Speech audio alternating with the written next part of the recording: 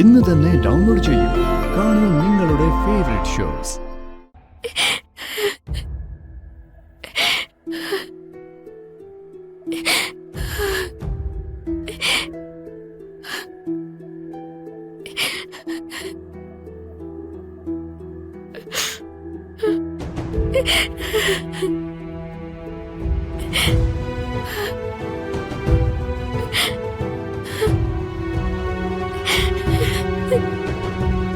വന്ദനമ്മേ, വന്ദനമ്മേ.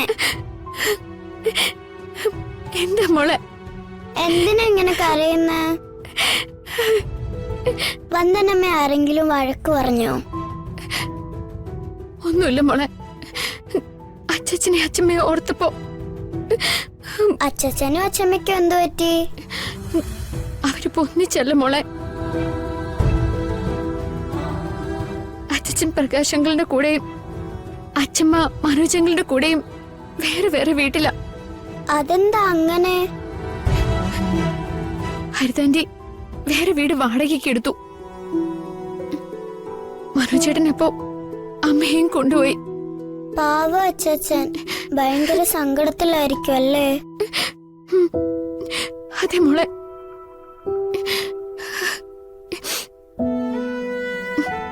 മോളെ ഞാനൊന്ന് ചോദിച്ചോട്ടെ? എന്താ വന്ദനമ്മേ? വന്ദനമ്മയെ ഒരു ദിവസം പിരിഞ്ഞിരിക്കാൻ മോൾക്ക് കഴിയോ? എനിക്ക് പറ്റില്ല. അങ്ങനെ പിരിഞ്ഞിരിക്കേണ്ടി വന്ന മോൾ എന്ത് ചെയ്യും?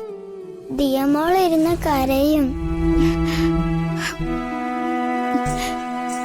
അച്ഛനും അച്ഛമ്മയും രണ്ട് വീടുകളിലായി സങ്കടപ്പെട്ടിരിക്കാം. പാവം, അവരുടെ സങ്കടം ഓർത്താ ഞാനും കരയുന്നേ. അച്ഛനും അച്ഛമ്മയും ഒരു വീട്ടില് ഒരുമിച്ച് കഴിഞ്ഞാ പോരെ? അപ്പൊ പ്രശ്നം തീരുമല്ലോ. എങ്കിൽ നമുക്കത് ചെയ്തൂടെ? വേണം മോളെ, അത് ചെയ്യണം.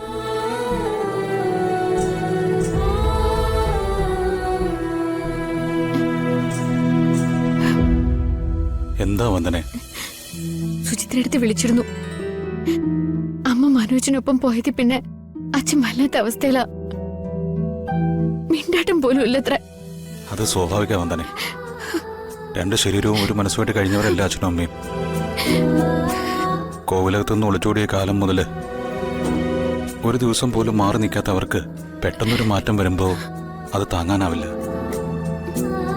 അച്ഛനും അച്ഛമ്മയും ഒരുമിച്ച് താമസിക്കണം. അതിനൊരു വഴിയില്ലേ അങ്കിളെ?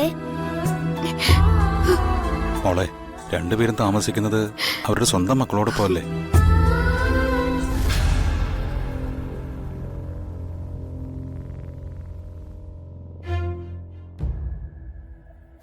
വന്ദനെ, നീ വിഷമിക്കണ്ട. തൽക്കാലം കാര്യങ്ങൾ എങ്ങനെ തന്നെ പോട്ടെ. എന്തെങ്കിലും ഒരു അവസരം കിട്ടാതിരിക്കില്ല. അപ്പൊ നമുക്ക് അവരെ ഒരിടത്താക്കാം. അല്ലെങ്കിൽ രണ്ടുപേരെയും നമ്മളോടൊപ്പം കൂട്ടാം.